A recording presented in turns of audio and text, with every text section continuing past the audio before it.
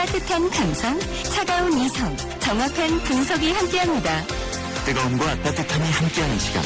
신일의 출발 새 아침. 신일의 출발 새 아침 3부 순서 시작합니다. YTN 라디오에서는 다음 달 15일부터 11월 3일까지 매주 월요일마다 상담학교가 열립니다. 한국상담학회 소속 교수들과 강지원, 김영란 위원장 부부, 그리고 전 개그맨 김정시 씨, 또 가수 서수남 씨, 석동토스트 김석동 대표 등 이런 분들의 특강이 준비되어 있습니다. 상담학교 곧 마감되는데요. 신청하시는 분들 중 몇 분을 선정해서 이장희, YB, 김장훈, 장필순 등 대한민국을 대표하는 포크 아티스트들이 총출동하는 파주 포크 페스티벌 티켓을 드립니다. 관심 있으신 분들 지금 샵 0945, 샵 0945로 문자 주시면 안내해드리겠습니다. 신일의 출발 새 아침 3부 순서 광고 듣고 시작합니다.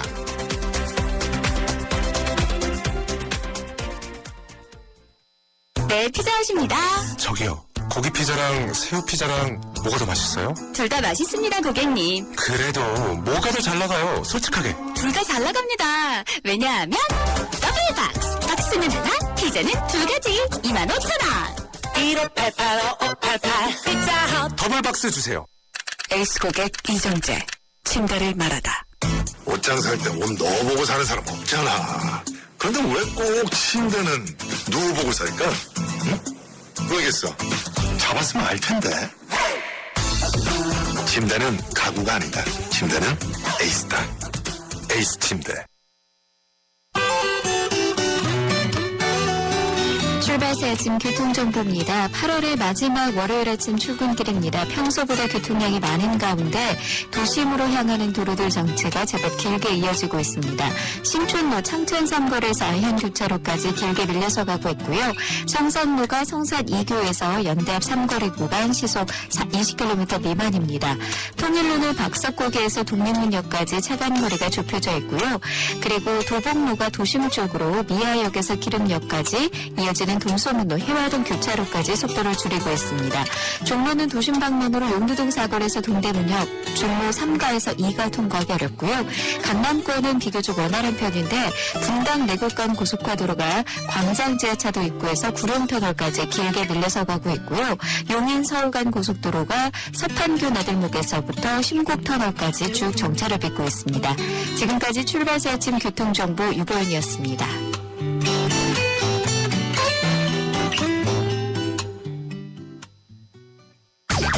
경제 컬럼니스트 정철진의 경제 시선.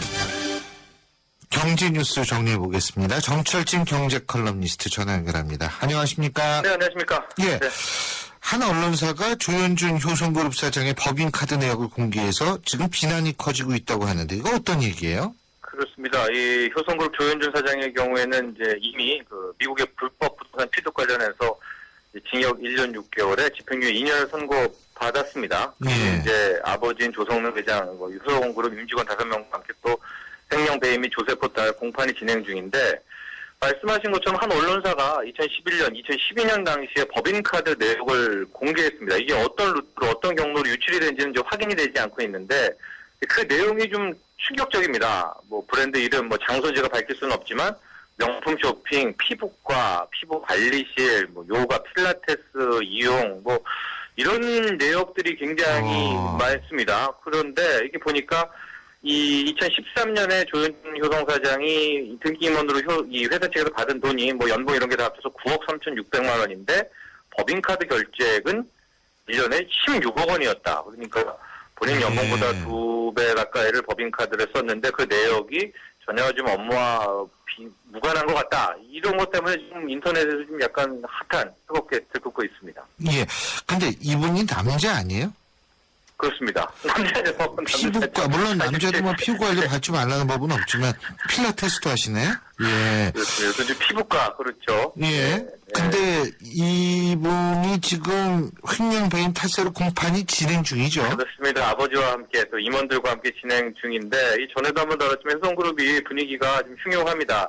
이 조성래 회장 세 아들이 있다고 하지 않았습니까? 예. 그래서 그 세 아들의 상속 다툼 모습도 자주 나왔었고 또 언론의 구설수에 요즘에 계속 많이 올릅니다. 근데 제가 개인적으로 참 안타까운 게 효성그룹이라는 곳이 괜찮습니다. 이 과욕 없이요. 기술만으로 이게 굉장히 기초를 탁탁 쌓아놓은 예, 기술의 그렇죠. 효성그룹이거든요. 예. 뭐 화학, 에너지, 중공업 탄탄하고요. 근데 이제 지금에 나오는 이 3세들의 오너 이야기들이 너무 안타깝게 합니다. 하지만 이참에 이런 어두운 부분 이제 빨리 깔끔하게 정리하고 효성그룹이라는 게 또 뭐 오너의 회사 아니지 않습니까? 이 직원들도 있고 임직원들도 있으니까요. 더 발전할 수 있는 계기가 되면 좋을 것 같습니다. 이것도 놀라운 뉴스인데 말이에요. 예? 네. 이 우리나라 소비자 물가 상승률이 21개월째 2% 미만에 머물고 1%다, 있다. 1%. 예. 이런 얘기가 자꾸 나오니까 통계를 안 믿는 거예요, 이게. 저도 놀랐습니다. 21개월 연속 1%대를 기록하고 있는데요. 이 통계청에 따르면은 한국의 소비자 물가 상승률이 2012년 11월 1.6%를 기록한 이후에 21개월째 1%대를 기록 중입니다. 이렇게 오랜 기간 이 기록된 거는요, 이 물가 통계라는 자체가 1965년부터 작성이 됐는데 예. 처음 있는 일이고요. 이제 외환위기 직후에 IMF 이후에 이제 1999년 1월부터 한 1년 정도 좀 이런 힘들었으니까 그때 당시 네. 이 디플레 낮은 물가가 있었는데 이렇게 21개월 동안 1%대다. 이거는 좀 아주 뭐 이례적인 일입니다. 정부가 당초에 올해는 2%대 되겠지 이렇게 예상을 했는데 물가가 지금 통계적으로는 안 오르고 있거든요. 근데 여러분들이 야 물가 안 오라서 좋다 이렇게 생각하고 있지만은 예. 이 너무 안 되고 낮은 것도 문제입니다. 한 네. 2.5%에서 3%대 이때까지를 계속 유지하면서 가야 경제가 활력을 찾거든요. 아. 왜냐면은 저물가가 되면 일단 기업들이 이 물건값이 안 오르니까 투자 부진해지고 장사 안 되고 이러면은 전반적으로 디플레가 옵니다. 그러니까 주가 부동산의 가치가 계속 평가액이 떨어지면서 소비도 아하. 위축되고요. 아하. 그러면서 경기 침체. 일본이 딱 그런 케이스입니다. 예. 근데 뭐 전 모르겠어요. 물가 오르는 것 같은데 저는 비통계적인 인간인지 모르겠습니다만 네. 어쨌든 통화당국은 정책 편도 부담은 없을 것 같네요. 그렇습니다. 이 뉴스 나오니까 뭐 네티즌들도 이게 뭐냐라는 이 뉴스보다는 나는 안 느낀다는 건데 한국의 입장에서는 좀 좋습니다. 지금 금리 인하하면서 뭐 가계부채 얘기도 나오고 물가는 어떡하냐 그런데 지금 이렇게 물가가 낮으니까 오히려 인플레 부담이 하나도 없지 않습니까? 그래서 한 번 더 금리 인하 룸이 있다, 가능성이 있다는 얘기 나오는데 실은 지금 재정정책, 통화정책 너무나 노골적이고 적극적으로 쓰고 있는데 이 처음이 중요합니다. 막 이렇게 한국은행 또 최경환 부총리가 치고 나갔을 때 9월, 10월에 주가든 부동산이든 물가든 이게 확 반응을 해야 되는데 이 9월, 10월에도 이게 뜨뜻미지근하고 또 이게 튀어오르지 못하면은 그대로 뭐 유동성 함정도 빠지고 어려운 얘기지만 예. 그대로 주저앉아 버리거든요. 그래서 버블 우려가 되더라도 지금은 좀 시장이 반응을 좀 해야 되겠다 이런 바람을 갖습니다. 예. 그리고 이 서울의 잠실 제2롯데월드요. 제2롯데월드 이거 뭐 부분 개장 하는 거예요? 예? 이게 이제 또 왜 어떤 이야기냐면 어제였습니다. 이 서울 롯데그룹이 롯데 측에서 이런 게 있습니다. 그동안 가장 서울시가 쟁점이 됐던 게 올림픽대로 하부도로의 미연결 구간을 지하화할까 말 것인가 이런 건데 지하화하겠다. 이렇게 오히려 롯데그룹이 나서서 합의를 했습니다. 이게 뭐냐면요. 이게 그러니까 제2롯데월드로 들어가는 길을 올림픽대로에서 직접 들어가게 해서 사거리 교통체증을 줄이겠다 이런 얘기인가요? 정확합니다. 그걸 줄이기 위해서 잠실주공 5단지부터 그 장미 아파트 뒷길이 있습니다. 예, 그게 한 있어요. 1.2km, 1.1km 정도 되는데 그걸 이제 지화해라. 서울시에서는 교통 막히니까. 그런데 롯데는 비용 문제 때문에 못하겠다 했는데 이번에 전격적으로 우리가 지하도로를 하겠다라고 이제 구성 겁니다. 그러니까 쟁점이 해결된 거 아닙니까? 그렇게 돼서 이 제2롯데월드 그러면 부분 개장도 되겠네. 이제 이렇게까지 이야기가 나오게 된 겁니다. 근데요, 이 싱크홀 문제가 아직 남아 있는 거 아닌가요? 그럼요, 남아있죠. 불안 공포가 있습니다. 예. 이게 그래서 일각에서 롯데그룹이 그러면 왜 이렇게 이런 전격 결정을 내렸나? 최근 싱크홀 문제가 너무 커지니까 사람들이 지하철 9호선 공사 때문이라고 해도 결국 롯데그룹 때문이 아니야? 이 제2 롯데월드 때문이 아니야? 이제 이런 좀 의심의 눈초리가 있지 않습니까? 예. 그러니까 서둘러서 빨리 이 통클 결단을 내려가지고 이 부분 개장에 돌입하자. 요번에 부분 개장 기회 놓치면은 개장 자체가 불투명해질 수 있지 않나 이런 위기감 때문에 아마 이런 결정을 내린 것 같은데 어쨌든 그 들어가는 거 있고 올림픽대로 하부도로는 이제 지하도로로 만들게 됩니다. 그렇군요. 예, 잘 알겠습니다. 오늘 말씀 잘 들었습니다. 고맙습니다. 감사합니다. 예, 지금까지 정철진 경제 컬럼니스트였습니다. 출발 새 아침은 청취자들의 참여를 기다립니다. 짧은 문자 50원, 긴 문자 100원의 문자 서비스 혹은 트위터 YTN 알스타트로 함께해주세요. 참여하신 분들 중 몇 분을 선정해 준비한 선물을 보내드립니다.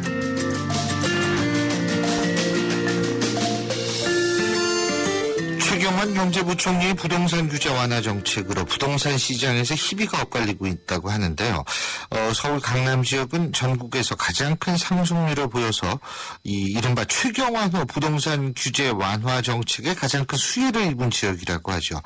그런데 이 실수요자들이 몰리는 강북권에는 전세난이 또 여전하다고 합니다. 이거 도대체 어떻게 된 일인지 박원갑 국민은행 부동산 수석 전문위원 연결해서 자세한 입장 들어보겠습니다. 박 의원님. 네, 안녕하십니까. 안녕하세요.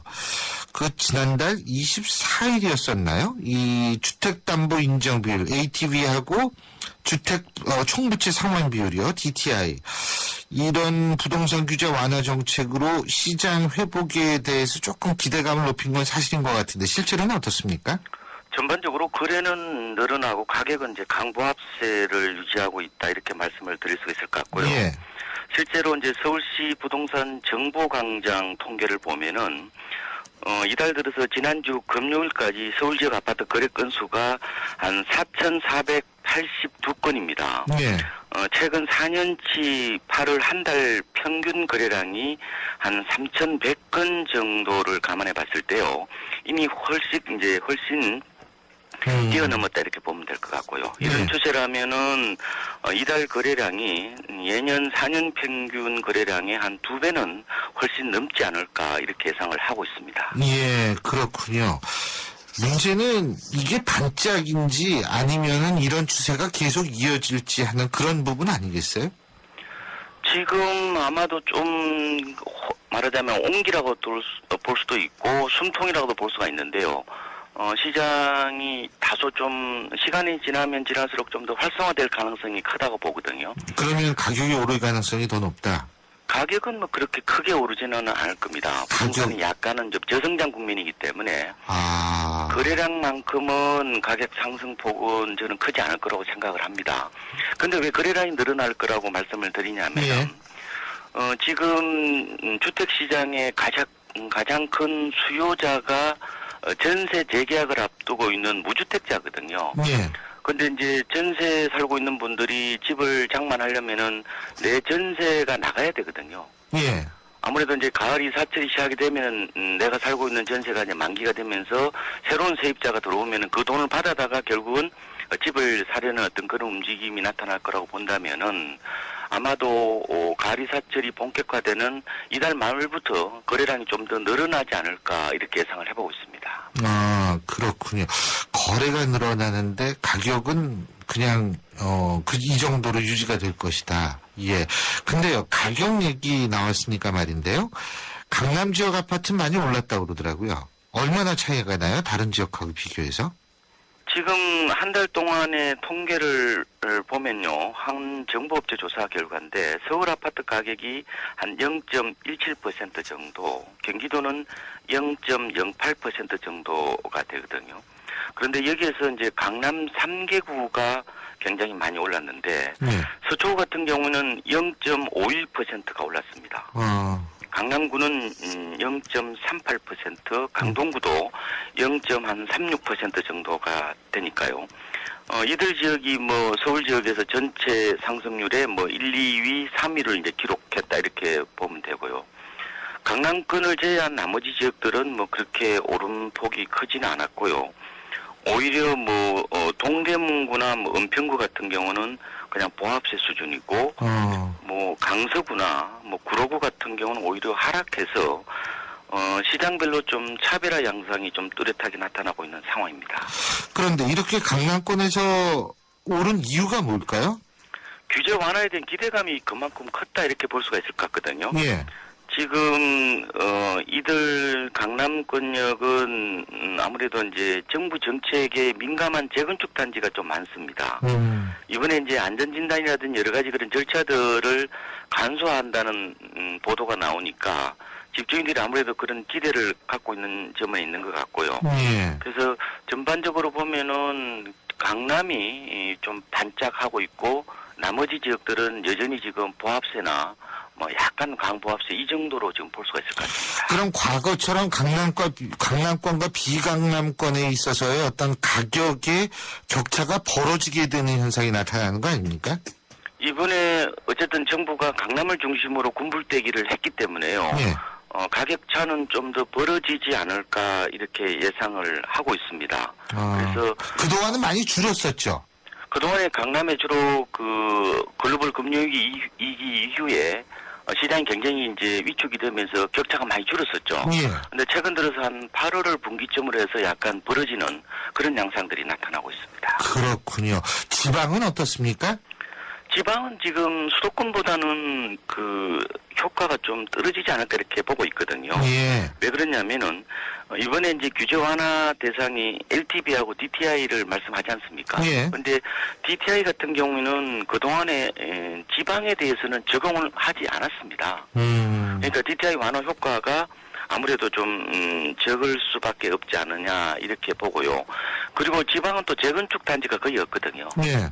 그렇게 되면은 지방이 아무래도 탄력이 좀 떨어질 수밖에 없지 않느냐 이렇게 보고 있지만 이제 가을 사철이 시작이 되기 때문에 지방도 거래는 좀 더 늘어날 것으로 예상이 되고요. 다만 지방 같은 경우는 지역에 따라 좀 편차가 큽니다. 그래서 뭐 각계 전투를 하고 있다 이런 얘기도 좀 하고 있습니다. 그렇군요. 자, 집값 거래량은 늘어날 것이다라고 말씀하셨는데 그렇다면 전세값, 월세값은 어떻게 될 거라고 보십니까? 뭐 결론적으로 말씀드리면 전세 강세는 당분간 좀 불가피해 보이고요. 월세는 공급 과잉으로 당분간 좀 약세 가능성을 보고 있거든요. 공급과잉이다. 그렇죠. 근데 전세는 왜 강세를 내다보냐면은 지금 세입자들이 전세 시장에서 벗어나서 매매 시장으로 이동하는 이 속도보다는요. 집주인들이 저금리로 전세를 월세로 전환하는 속도가 훨씬 더 빠릅니다. 말하자면은 일부 세입자들이 집을 산다고 하더라도 이 집주인들이 계속해서 전세를 월세로 바꾸다 보니까 전세가 이제 공급이 부족해지는 거거든요. 말하자면 전세 유통 물량이 줄어들다 보니까 어떻게 보면은 전세가 소멸되는 와중에 있다면은 전세 시장 불안이 좀 더 지속될 수밖에 없지 않느냐 이렇게 보고 있는 상황입니다. 그렇군요. 그리고 요새 그 주택담보대출이 증가세라고 얘기를 하더라고요. 그죠? 그렇습니다. 이거는 그렇다면 거래량을 그러니까 전세 살던 사람들이 집을 사는 뭐 이런 쪽으로 될 수 있는 확률이 있는 겁니까? 물론 이제 모든 대출이 이제 세입자들이 집 사는 그 대출이 아닐 수도 있고요. 근데 뭐 자영업자분들이 뭐 근데 미장원이나 이렇게 하시는 분들이 이제 사업자금 용도로 또 대출하는 분들도 있어요. 예. 근데 어쨌든 그 일부 중에서는 구매자들이 주로 집을 장만하기 위해서 빌린 돈이 있다고 보고요. 그렇다면은 대출이 늘어난다는 것은 거래량 증대의 한 신호로 이제 볼 수가 있다고 보여집니다. 예. 그래서 아마 이런 조치들이 전반적으로 보면은 유효 수요가 이제 굉장히 부족한 상황에서 예. 이런 규제 완화들이 인위적으로 이제 수요를 더 만들어내는 효과가 있는 거거든요. 그런데 문제는 이게 이제 언제까지 갈 것인가 하는 문제입니다. 처음에는 사람들이 이제 규제 완화가 이루어지면 이제 마음적으로 좀 들뜨겠죠, 그죠? 그렇죠. 근데 시간이 지나면 그런 규제 완화를 당연시하려는 경향들이 나타날 수가 있죠. 예. 그러면 오히려 이제 집값 상승에 대한 기대감이나 뭐 거시경제 동향 이런 쪽에 더 초점을 둘 수가 있다면은 지금 규제 완화책이 과연 언제까지 갈 것이냐 이런 부분에 대해서는 다소 좀 불안하게 보는 그런 측면들도 있는 것 같습니다. 장기적으로는 어떻게 전망하세요? 부동산 시장? 장기적으로 보면은 저는 이제 하향 안정세 쪽에 더 무게를 두고 있거든요. 예. 지금 우리나라 주택 시장에서 가장 큰 수요층이었던 베이비 부모가 이제 은퇴를 하지 않습니까? 인구 구조상. 그렇죠. 그리고 30대들이 구매력이 되지 않으니까요. 예. 이런 측면에서 보면은 전반적으로는 조금은 뭐 장기적으로 보면 좀 약세 가능성이 좀 있어 보이지만 단기적으로 본다면은 이번에 이제 군부를 떼었기 때문에 적어도 연말까지 아니면 내년 한 상반기까지는 좀 시장이 어느 정도 거래가 되지 않을까 예상을 해보고 있습니다. 그 강남권과 비강남권에 있어서의 집값 격차는 그러면 어떻게 장기적으로 더 좀 차이가 날 거라고 보세요? 장기적으로는 그렇게 뭐 벌어진다 안 벌어진다 그렇게 뭐 예측하기는 좀 힘든 것 같고요. 예. 뭐 장기적으로 만약에 저성장 국민이라면은 각 격차가 좀 좁아질 수가 있긴 한데 단기적으로는 이렇게 보면은 지금 말씀드린 것처럼 좀 격차는 좀 더 벌어질 가능성이 있지만 장기적으로는 좀 좁혀질 가능성이 있지 않느냐 이렇게도 보고 있습니다. 예, 잘 알겠습니다. 예, 오늘 말씀 잘 들었습니다. 고맙습니다. 네, 고맙습니다. 예, 지금까지 박원갑 국민은행 부동산 수석전문위원이었습니다. 우리 아이 수학 성적이요? 걱정 없죠. 그럼 수학 실력은 어떨까요? 지금 아이의 수학을 진단하세요. 정확한 진단과 처방이 진짜 수학 성적을 만듭니다. 스스로 수학. 8월까지 2번을 이상 신청하시면 스스로 편을 드립니다. 30. 조금 아파도 괜찮아요. 한 번을 아파야 꿈을 이루지. 아프지 않은 성공은 없습니다. 아픔을 겁내지 마세요. 아픔만큼 이룰 수 있는 거 아닙니까? 언제까지 아프라는 겁니까? 네, 아프지 마세요. 당신 곁에 오늘을 사세요. 오늘의 보험이 함께합니다. 당신밖에 모르는 한화생명. 당신을 위해 내가 더 완벽해질게요. 물이 머무는 저수조부터 물이 나오는 코크까지 안팎으로 깨끗하게. 네가 처음이야. 이런 신선함. 쿠쿠 코크살균 정수기 인앤아웃. 신유의 출발새 아침 3부 순서는 여기까지고요. 전 잠시 뒤 4부 정치 한판에서 뵙겠습니다. 인천 지역 맞춤형 일자리 창출 지원 사업. 인천 지역에 맞는 맞춤형 교육을 통해 준비된 인재가 지역의 관련 기업으로 취업하는 사업입니다.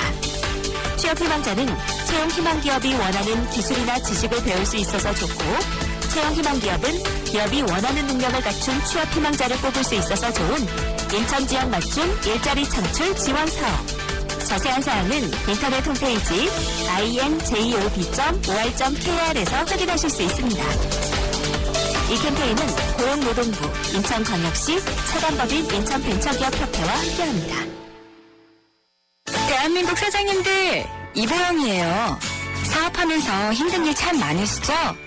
이젠 노란 우산 공제 꼭 챙기세요. 갑작스레 소나기가 와도 우산 하나 챙겨놓으면 걱정 없잖아요. 소득 공제는 물론 복리 이자에 목돈 마련 저축도 되고 법으로도 보호되니까 노란 우산 공제 하나면 마음이 든든. 50인 미만 소기업, 10인 미만 소상공인 사장님이라면 누구나 가입하실 수 있대요. 창업할 때 가장 먼저, 사업할 때 가장 가까이. 참 든든한 동행, 노란 우산 공제. 이 캠페인은 중소기업 중앙회와 함께합니다.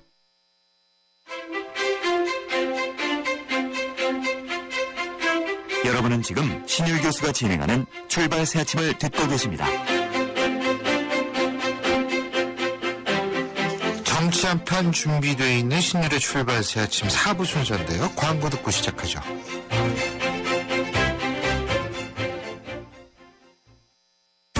우리 아이 수학 성적이요? 걱정 없죠. 그럼 수학 실력은 어떨까요? 지금 아이의 수학을 진단하세요. 정확한 진단과 처방이 진짜 수학 성적을 만듭니다. 스스로 수학.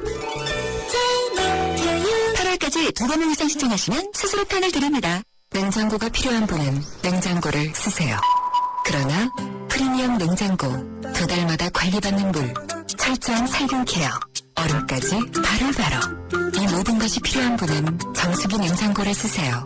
냉장고보다 더 필요한 냉장고, LG 디오스 얼음 정수기 냉장고.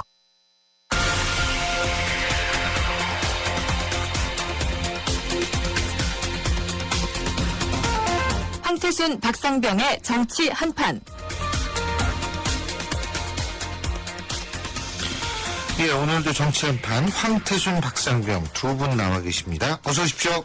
안녕하세요. 네, 안녕하십니까? 안녕하십니까.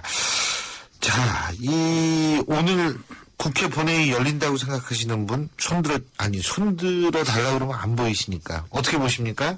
손 안 들었습니다. 아, 그럼요. 서 의원님 손 내렸습니다. 손 내리셨구나. 예, 그럼 오늘 왜 그러시죠? 왜 그렇게 생각하시죠? 아니, 국회 오늘 여야 합의가 되어야 열리죠. 합의, 세월호 특별법. 아니, 그 합의는 아니고, 여야 본회의가 열리려면 최소한 원내대표 간, 또 원내수석 부대표 간에 일정이 잡혀야 돼요. 안건이, 최소한의 안건이 잡혀야 돼요. 예. 여야 합의 없이 본회의가 열립니까? 그러니까, 모르겠어요. 새누리당 의원들 가서 멀쩡하게 본회의장에 있을지 모르겠습니다. 야당, 지금 세월호, 어제도 그랬죠. 박영선 원내대표, 네. 도지사들 다 모인 가운데에서도 세월호 특별법이 모든 민생 법안에 우선한다. 그렇기 때문에 열릴 수가 없죠. 예. 혹시나 저는 혹시나 해야죠. 매번 역시나로 끝납니다만 오늘도 물론 예외는 아닐 것 같아요. 혹시나 오전에 새정치민주연합 의총이 열립니다. 예. 의총에서 다시 한 번 더 새누리당하고 한번 논의를 하자. 쫓아가가지고 박영선 비대위원장이 가가지고 새누리당에서 지난주 연찬회 하지 않았습니까? 예. 협상 일이 없느냐 한번 모여보자 해가지고 극적으로 뭐가 얘기가 되면 오후에라도 본회의가 전혀 열릴 가능성이 없는 건 아니에요. 그러나 다만 확률이 그렇게 없다는 것이 문제입니다. 근데 지금 박영선 비대위원장 겸 원내대표 말씀하셨는데 이게 자꾸 그 새정치민주연합 당내에서 이 두 가지 직책은 사실 너무 힘들 것이다. 이런 얘기가 나오는 모양이에요. 예? 이걸 어떻게 해석하십니까? 두 분은? 네, 두 가지 직책이 있어서 힘들죠. 법사님. 힘든데 지금 두 가지 직책이 그냥 일상적인 두 가지 직책이 아니라 사실 비대위원장이죠. 당연히 비상인데 뭐 원내대표 대표를 가릴 건 없는 겁니다. 비상대책위원장으로서 역할을 하면 되는데 다만 이제 박영선 지금 원내대표가 비상대책위원장까지 맡아서 일을 처리하기에는 역량부재라는 겁니다. 역량만 된다고 얘기하면은 같이 하들 뭐가 문제가 됩니까? 예. 당연히 비상 상황인데 뭐 비상 상황에서도 비상위원장 뽑고 뭐 원내대표 뽑고 다 할 필요는 없는 건데 다만 비상위원장으로서 역할이라든지 역량이 부재하다 보니까 결국은 힘이 붙인다는 내부 반론이 많은 거거든요. 그러니까 이번 기회에 그러면은 내려놓으시고 아예 비상대책위원장 새로 뽑는 게 나아요. 예. 이대로 그냥 밀어붙일 분위기는 아니라고 봅니다. 오늘도. 황 의원님은요? 오늘 내려놓는 거예요, 지금? 아니 오늘 안 내려놓는 것이 나름대로. 깜짝 놀랐습니다. 네. 이제 8월 5일에 저 박영선 비대위 출범했죠. 예. 사실 비상대책위원장만 있어요. 비대위원 구성도 아직 안 됐고, 예. 그다음 비대위 활동이 없어요. 근데 뭐가 역량에 붙인다는 것인지, 뭐 일을 해보고 영향이 붙이는지 말든지를 갖다가 가늠해야 되는 거 아니겠습니까? 두 번째는 새정치민주연합의 당원 당규에 따르더라도 당 대표 다음에 원내대표니까 우선 대행체제로 가는 게 맞죠. 대행에서 이제 비대위원장까지 맡았는데 모르겠어요. 이런 부분 들어갔다가 이 사선 의원, 중진 의원들이 애시당초 해갖고 처음부터 말리든지 일단 나무 위에 얹어놓고 흔들고 이젠 떨어져라 그러면 박영선 비대위원장이 이제 원내대표로서의 역할이라도 할 수 있겠습니까? 리더십이 완전히 무너지게 되는데 그건 비대위원장만 물러나라는 게 아니라 원내대표로서도 이미 낙제점 줬으니까 너 역할하지 말라는 것에 다름 아닌 것 같아요. 저는 좀 아직 비대위 활동도 안 해봤는데 활동해보고 그건 차차 논의해도 늦지 않다 보고 일단은 박영선 비대위원장 겸 원내대표에게 힘을 실어주는 그런 어떤 성숙한 모습을 기대해 봅니다. 근데 이게 박 위원장도 굉장히 여러 가지 고민이 많은 건 사실인 것 같아요. 그 여야 유족 3자 협의체 구성하자 이런 제안도 하고 물론 여당은 그거를 거부하고 있습니다만 이런 거 이렇게 보면 참 고민을 많이 하고 있는 것 같은데 고민을 한다라는 사실 자체는 그만큼 선택의 폭도 지금 적다는 얘기 아니겠어요? 그렇죠. 지금 진퇴양난이죠. 그죠? 예. 진퇴양난입니다. 방금 황 의원님은 무슨 역할도 안 해봤다고 얘기하는데 아니 비상대책위원장으로서 당 대표 역할을 맡아가지고 여야 협상을 두 번이나 했으면은 엄청난 일을 한 거죠. 이거를 원내대표란 건데요? 아니 그 원내대표거든 비상대책위원장이든 그럼 원체는 오늘 이 자리에서 비대위원장은 아니고요 원내대표로만 가는 겁니다. 그렇게 하고 협상을 합니까? 같이 가는 건데 역할을 해봤던 거죠. 원내대표든 비대위원장으로는 자기가 안 된다는 겁니다. 그러나 원내대표는 임기가 있으니까 1년 정도 보장해주되 비대위원장을 내놓으라 이런 얘기고 또 나무 위에 올려놓고 자꾸 흔들고 있다 그러는데 하나 여쭤볼게요. 누가 흔들고 있습니까? 우선 한 명 얘기, 대표 한 사람만 얘기해. 누가 흔들고 있어요? 우선 유은혜 원내 대변인부터 얘기하죠. 이른바 친노 486에 보면 이런 핵심 중에 한 사람인 유은혜는 바로 원내대표 직계인 원내대변인입니다. 그 원내대변인 지난 8월 7일 합의에 왔을 때 그때 원내대변인 뭐라고 그랬습니까? 유은혜 대변인. 바로 들이받지 않았어요? 그런 게 바로 흔드는 거예요. 그리고 22명 내지 44명의 의원들이 보면 이른바 보면 재협상하라 재재협상하라 하고 뒤에서 서명하고 압박가하는 게 그게 바로 흔드는 겁니다. 그런 것이 흔드는 게 아니면 뭐가 흔드는 겁니까? 흔든다는 얘기는 뭐냐면은 당 지도부에 정권을 주고 난 다음에 그 정권을 가지고 결정을 하는데 하고 간 내용을 당에서 추진을 않고 거부하기는 흔드는 겁니다. 이거는 정권을 준 것이 아니라 원내대표로서 비대위원이라서 협상을 하고 그 협상의 내용이 야당이 갖고 있는 당론이라든지 공감대와 전혀 관계없는 엉뚱한 협상을 해오고 왔으면 당에서는 당연히 문제를 제기하는 것이지 이걸 흔다고 얘기하면 안 되는 거죠.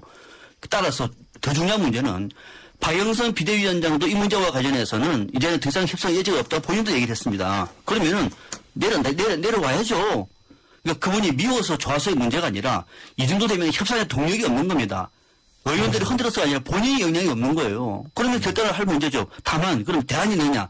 그 대목은 좀 고민이 돼요. 솔직히 대안이 없다는 것은 좀 고민이 됩니다. 자, 그 부분은 우리가 좀 더 지켜보고요. 또 하나는 지금 정치권의 뜨거운 이슈가 출판 기념회 문제예요. 이거 출판 기념회 책을 냈으면 기념을 해야 된다는 건지 모르겠어요. 저는 한 번도 안 해봐가지고 책을 내도 출판 기념회 이거 어떻게 봐야 됩니까, 황 의원님?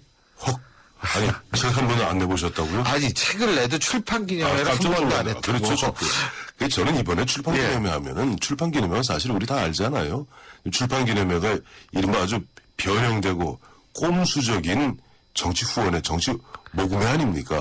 예를 들어서 의원이 자기가 정치 철학을 책으로 냈으면요.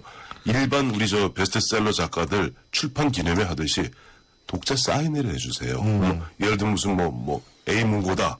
또 무슨 Y 저도 문고다. 독자 사인회는 해봤어요. 그렇죠. 앉아서 팬들이 정말로 보면은 책 한 권 사갖고 와서 설명해 주십시오. 그렇게 하세요. 지금 아니 말로 저 정가 16,000원.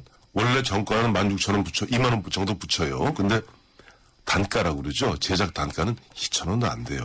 그거 최고 10만 원, 20만 원. 심지어 이번에 그 김모 의원 보니까 100만 원짜리가 뭐 100명?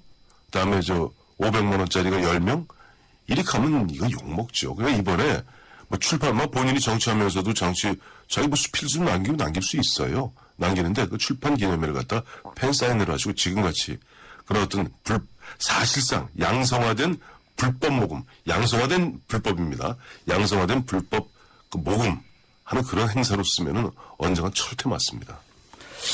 박사님. 중앙선관위가 개정안 내려고 네, 9월 중순쯤에 대안을 내놓는다 그래요. 저는 기대를 합니다.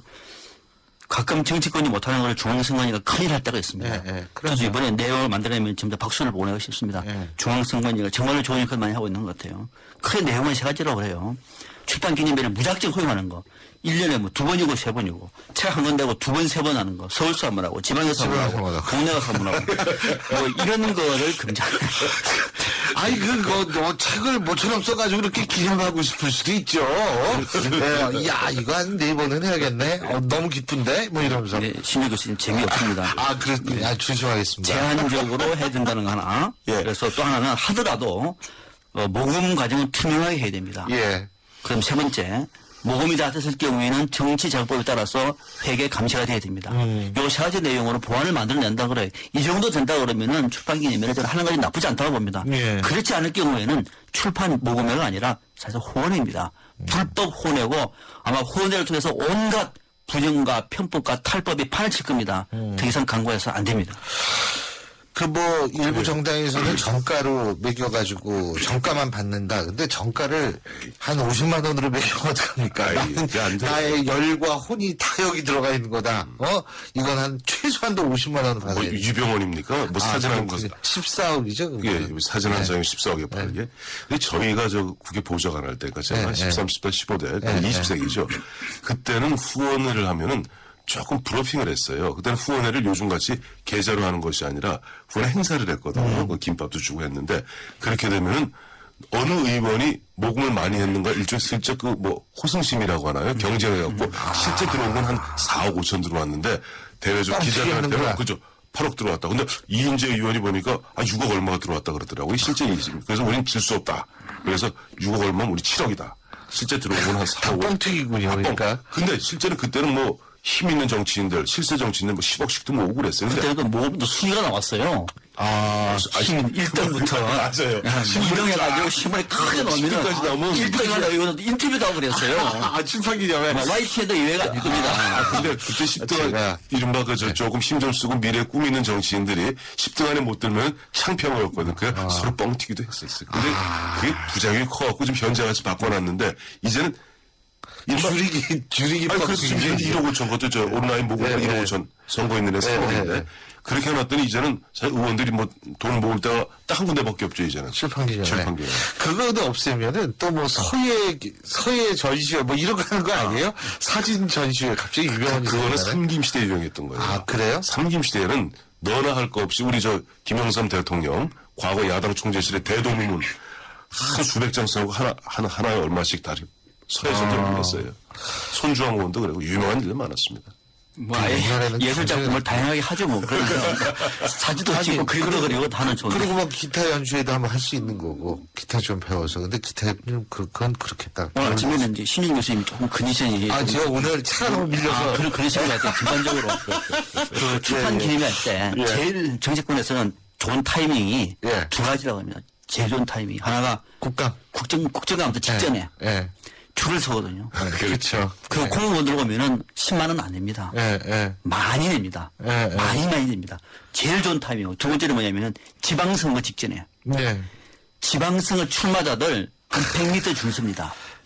서로 경쟁합니다. 정말로 경쟁합니다, 이거는. 치열하고. 단위가 100만 원 단위 넘습니다. 책 불티나게 팔립니다. 출판사가 이거 잡기 위해서. 맞아요. 출판사는 전쟁이에요, 전쟁. 책을 어느 출판사가 10만 부, 20만 부 파는 책 보셨습니까? 못 봤죠. 팔립니다. 그 돈은 더 많이 들어옵니다. 근데 이제 그만하시다 우리 이거. 박 박사님. 네. 출판사면 호황이 아니라 이제 고물장수도 그때는 호황이에요. 농담이 아니에요. 아니, 왜냐하니까 실제 그 공무원들이 보면 공무원들은 또 공무원 공기업이라고 그러죠. 공기업에 또 압력을 행사하고 공기업은 산하기관, 사기업들한테 또 압력을 행사합니다. 그래서 앞서 말씀하신 대로 그런 때 되면 수백 수천 명 줄을 쓰는데 그 돈 예를 들어 얼마 주고 책 받아갖고 나오잖아요. 나오면 저 책 버립니다. 그러니까 고물장수도 건책장수도 한몫 챙깁니다. 9944님, 황 의원님, 박 박사님 사랑합니다. 좋으시겠어요? 두 분. 그리고 1223님, 착수 시간에 정치나 제대로 하시죠. 자, 베스트 워스트 오늘 골라주셔야죠. 벌써 그 시간도 왔어요. 그렇게 됐습니다. 우리 1번만 하고 말하는 것 같은데. 김혜인 PD가 정확하게. 박 박사님. 뭐야? 베스트. 워스트부터 할까요? 워스트. 워스트. 저는 배우 이산 씨. 네, 이용근. 잘 모릅니다만 뮤지컬 배우라 그래요. 탄식 중인 유민이 아빠한테, 김용호 씨한테, 유민이 아빠라는 자야. 그냥 탄식하다 죽어라. 이런 막말. 유족들에게 유족충이라고 얘기를 하고. 또 한 쪽에서는 새끼 잃었다고 발광한 XX 이런 원색적인 욕설을 했습니다. 같은 하늘 아래 이런 인간도 있구나. 같이 인간의 털을 쏘고 있는 것이 부끄럽습니다. 황 의원님. 저는 문재인 의원이요. 예. 문재인 의원 보면 지금 당초 가서 위로하러 유민이 아빠 위로하러 간 건 좋아요. 근데 거기서 동조 단식 하루 정도는 괜찮았어요. 근데 쭉 보니까 저희 릴레이 단식하면서 어떻게 보면 결과적으로 이율 배반적인 모습을 보여요. 10년 전 지율 스님 때. 천성산 터널. 터널 때 그때 본인이 민정수석으로서 했던 이야기와 지금 하는 행동은 전혀 다릅니다. 더욱 중요한 것은 지금 문재인 의원이 그렇게 함으로써 박영선 체제가 아까 앞서 말씀드린 흔들리고 있는 겁니다. 그래서 저는 문재인 의원을 워스트로 꼽았습니다. 베스트는요? 저는 새누리당의 정미경 의원을 꼽았습니다. 지난주 의원 연찬회 때 아주 인상적인, 저는 이 정도일 줄 몰랐습니다. 엄마가 자기를 낳으면서 자기 자신을 낳으면서 과다출로 돌아가셨다 그래 그 얘기를 하면서 자식을 잃은 어미, 자식을 잃은 아비들의 통곡과 살려달라는 외침을 집권여당에 들어야 한다. 이렇게 말하면서 특검 추천권 유족들에게 줘도 된다. 하늘 풀어도 된다. 이렇게 했고 진상조사의 기소권 수사권 줘도 법률 전문가들 구성하면 법체계 흔들지 않는다. 상당히 전향적인 발언을 했습니다. 황 의원님 베스트 간단하게. 김병준 전 청와대 정책실장 고맙습니다. 보면 대통령 만나라 하는 그런 부분에 대해서 김병준 실장 교황이 만나는 것과 대통령이 만나는 다르다. 교황은 위로할 수 있는 위로하는데 그치지만은 대통령은 만나서 답을 줘야 되기 때문에 대통령은 만나서 안 된다. 소신 있는 발언. 노무현 대통령의 대통령 예. 정책실장 김병준 전 실장 꼽았습니다. 알겠습니다. 자, 딱 시간 맞습니다. 오늘 두 분 말씀 여기까지 듣죠. 지금까지 황태순 의원, 박상병 박사 두 분이었습니다. 고맙습니다. 감사합니다. 안녕하세요. 초보 운전자 수지입니다. 도로는 무섭고 차는 왜 이리 많은지. 엄마야. 그래서 저는 살아있는 친구를 만났어요. 반응형 블랙박스 유라이브. 와, 정말 살아있네. 유라이브. 살아있는 블랙박스 유라이브. 뜨거운 여름을 맞이하는 쉐보레 쿨한 자세. 쉐보레 썸머 페스티벌. 8월 출고하는 구매 고객에게 최대 100만 원 특별 할인. 트랙스 올란도 캡티바 구매 시 캠핑용 차량 그늘막 증정. 스파크 올란도 최대 3년 무이자 할부. 전시장 방문 및 홈페이지 참조. 8월 31일까지. Chevrolet. Find new roads.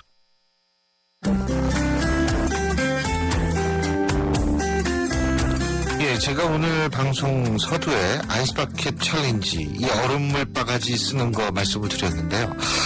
저는 참 그거를 보면서 여러 가지를 생각하게 됩니다. 그런데 류게릭병, 이거 정말 희귀병입니다. 그런데 대한민국엔 류게릭병 말고도 의외의 희귀병이 굉장히 많습니다. 우리가 이것을 단순하게 이벤트로 생각하지 말고 보다 진지한 마음으로 전반적인 희귀병, 의료보험도 제대로 커버가 되지 않는 희귀병에 함께하는 자세를 가졌으면 좋겠다는 생각이 듭니다. 신율의 출발새 아침 오늘 순서는 여기까지입니다. 전 내일 오전 7시 10분에 다시 오겠습니다. 고맙습니다.